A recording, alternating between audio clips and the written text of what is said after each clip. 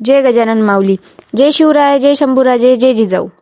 संत गाडगेबाबा यांच्या पुण्यतिथीनिमित्त मुख्यमंत्री समृद्ध पंचायत राज्य अभियान अंतर्गत विशेष जनजागृती कार्यक्रमाचे आयोजन आदर्श गाव सांगवा बुद्रुक तालुका दर्यापूर जिल्हा अमरावती इथे करण्यात आले होते. या निमित्त सत्यपाल महाराजांचे शिष्य कीर्तनकार पवनपाल महाराज वडाळीकर अकोट समाज प्रबोधनकर कीर्तन आयोजित करण्यात आले होते.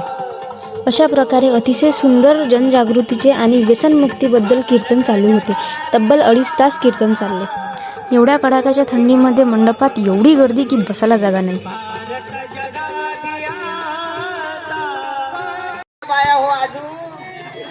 फुल ग्राउंड भरीन भाव आणि जास्त बोल नका. ज्याला बाहेर जायचं असेल त्यांना जाऊन या.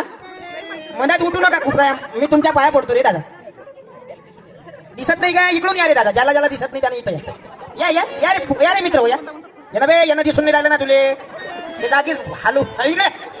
ते झाकण ते अंगावर गेला त्यानं. ते मागचं दिसून नाही राहिलं ना तुला. आवाज ऐकल्यासारखं होऊन राहिलं. हे पण मी आज नागपुरात असतो पण योगायोगानं कॅन्सल झाली तारीख. आणि मला वाटते आकाश भाऊचा फोन आला. कराळे आहे ना, त्याचा फोन आला. मी म्हटलं आय लव्ह यू. सांगा म्हटलं तुमच्या सांगवात कवा येऊ. आणि गाव पाहून आनंद झाला बाबा. अरे साधू संतांचा विचार तुमच्या गावात रुजलेला आहे.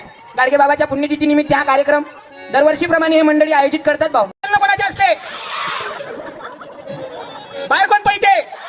तुमच्या घरी सकाळी उठल्यास आईले चहा कोण आणून देते? पोरं पटपट उत्तर द्या. का रे बाबू? 15-16 वर्षाच्या मुलीला मोबाईलाची गरज आहे काय? घेऊन देणारा कोण आहे? बाप. मग का रे बाबू त्या मुलीला मोबाईलाची गरज आहे काय? बाप मोबाईल घेऊन देते की नाही? मग मुलगी मूर्ख की बाप मूर्ख रे?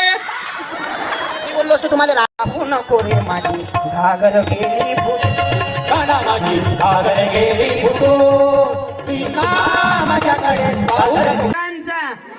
अपने अपने माता पिता हो का? भारत माते का? आपापले लेकरने आपापल्या चपलाने. अशा प्रकारे सामूहिक गुरुवंदना पण झाली आणि कीर्तन पण संपले. चला आता आम्ही चाललो घरी. तुम्ही जा लवकर. मला सबस्क्राईब करा.